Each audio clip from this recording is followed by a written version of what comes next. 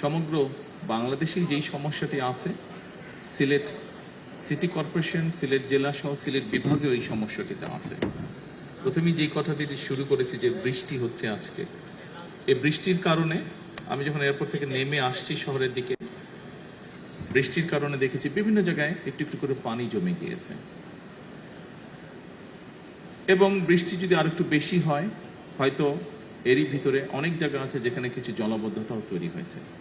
এরই ভিতরে আমরা দেখেছি পাহাড়ি ঢল, অতিবৃষ্টি সবকিছু মিলিয়ে সুনামগঞ্জ এলাকার বিরাট একটি অংশে কৃষকরা বিশেষ করে ক্ষতিগ্রস্ত হয়েছে, তাদের ফসল ক্ষতিগ্রস্ত হয়েছে। সুনামগঞ্জ ছাড়াও আরও যেগুলো হাওর অঞ্চল আছে বাংলাদেশের বিভিন্ন জায়গায়, কিশোরগঞ্জ আছে, নেত্রকোনা আছে, ময়মনসিংহের ওদিকে আছে, এরকম অনেকগুলো জেলায় এরই ভিতরে বিভিন্ন জায়গায় কৃষকরা বিশেষ করে ক্ষতিগ্রস্ত হয়েছে।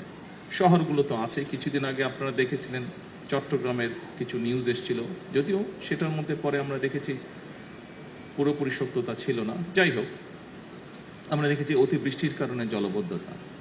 এই সকল বিষয়কে বিবেচনা করে এর আগে সবচেয়ে প্রথমে খুব সম্ভবত সচিব সাহেব উনি সিলেট সিটি কর্পোরেশনের নাগরিকদের পানির চাহিদা পূরণ করতে গিয়ে একটি কথা বলেছেন যে যে পরিমাণ চাহিদা প্রতিদিনের পানির, তার অধিকাংশটাই আন্ডারগ্রাউন্ড থেকে ওনারা তুলছেন এই পানিটা, অর্থাৎ আন্ডারগ্রাউন্ড ওয়াটার লেভেল যেটা আছে সেটা ধীরে ধীরে নিচে নেমে যাচ্ছে, অল্প অংশই ওনারা নদী থেকে আনতে পারছেন। এই সকল কিছু বিষয় মাথার মধ্যে রেখে বিবেচনা করে আমরা তখন বলেছিলাম যে খাল খনন একটি কর্মসূচি আমরা দিয়েছিলাম সারা দেশে। এই কর্মসূচির কথা বলেছিলাম এবং সরকার গঠনের সাথে সাথে আমরা এই কর্মসূচিটাকে শুরু করেছি। এই কর্মসূচির লক্ষ্য বা উদ্দেশ্য কিন্তু এই সমস্যাগুলোকে অ্যাড্রেস করার জন্য। আন্ডারগ্রাউন্ড ওয়াটার লেভেল যেটা আছে সেটা শুধু সিলেট সিটি কর্পোরেশনে নয়, এই সমস্যা ঢাকাতেও আছে, এই সমস্যা অন্য অনেক শহরগুলোতেই আমাদের আছে।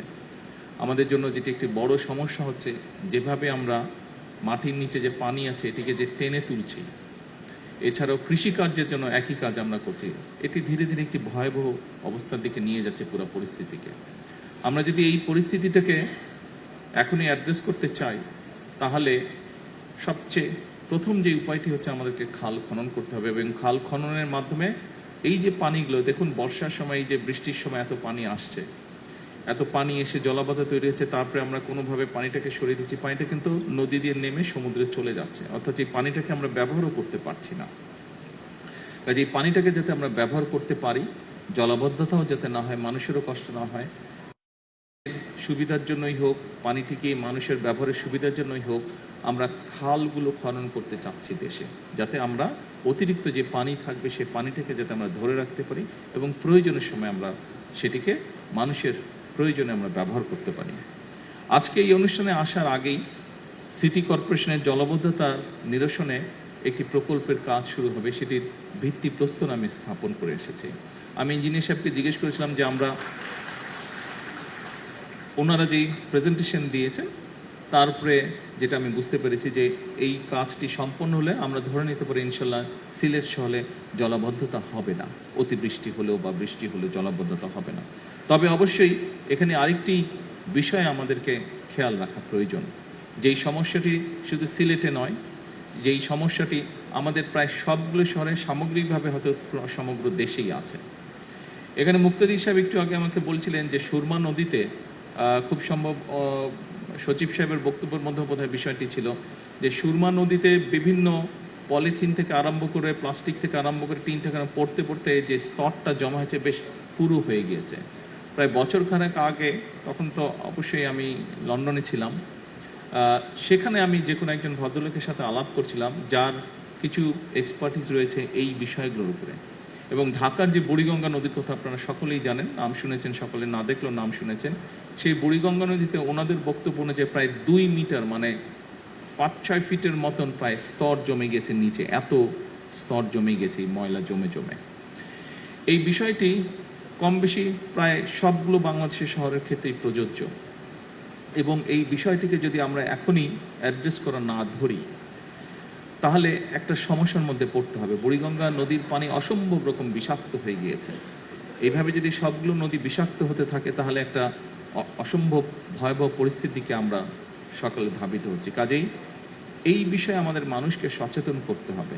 সিটি কর্পোরেশনকে আমি অনুরোধ করব, অবশ্যই আপনারা বিভিন্ন প্রকল্প গ্রহণ করবেন মানুষ যাতে সেবা পায়, কিন্তু একই সাথে পাশাপাশি যদি আপনারা মানুষকে অ্যাওয়্যার করার জন্য, সচেতন করার জন্য কতগুলো উদ্যোগ নেন, যেমন প্লাস্টিক, পলিথিন, কাগজ, যে কোনোই বর্জ্যদ্রব্য হোক না কেন, এই জিনিসগুলো যত্রতত্র যাতে আমরা না ফেলি, এইটি যদি আপনারা বিশেষ করে যতগুলো সিটি কর্পোরেশনের ভেতরে স্কুল আছে, ছোট ছোট বাচ্চা, বিশেষ করে প্রাইমারি স্কুল, হাই স্কুল, এই বাচ্চাদেরকে যদি এই জিনিসগুলো শেখানো ধরেন, কারণ হয় কি, বড়রা শিখলেও কিছু শুনলেও সহজে শিখতে চায় না।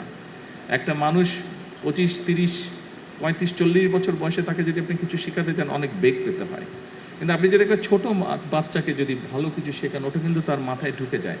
এবং ছোট বাচ্চাকে যদি আপনি সেটা শিখিয়ে ফেলতে পারেন, সবচেয়ে বড় যেটা সুবিধা হয়, সে স্কুলে ভালো জিনিস যেটা শিখে আসবে, সেটা সে যেমন ফলো করবে, সে তার বাবা মাকেও ওটা মানতে বাধ্য করবে। বাচ্চারা করে এটা। সেই জন্য আমি সিটি কর্পোরেশনকে অনুরোধ করব, এবং শুধু সিলেট সিটি কর্পোরেশন নয়, এই বিষয়টি আমি সকল সিটি কর্পোরেশনকে অনুরোধ করব, আপনারা যদি অন্তত আপনাদের এলাকায় সিটি কর্পোরেশনের ভেতরে যে সকল স্কুল আছে, সেই স্কুলগুলোতে যদি আপনারা কোনো উদ্যোগ নিয়ে বাচ্চাদেরকে এই বিষয়গুলোতে সচেতন করতে পারেন, তাহলে আমরা ধীরে ধীরে এই কাজটি শুরু করতে পারবো, যে পরিবেশকে আমরা আস্তে আস্তে আস্তে ঠিক করে আনতে পারবো। কারণ আজকের শিশুরাই আগামী দিনের ভবিষ্যৎ। তারা দেশ এবং জাতির জন্য ভালো কোনো কিছু আজকে যেটা শিখবে, ডেফিনেটলি তারা যখন বড় হবে, তারা ইনশাল্লাহ যখন একটি অবস্থানে যাবে কেউ না কেউ, তারা সেটি দেশের জন্য, সমাজের জন্য, মানুষের জন্য সেটি তারা অ্যাপ্লাই করবে।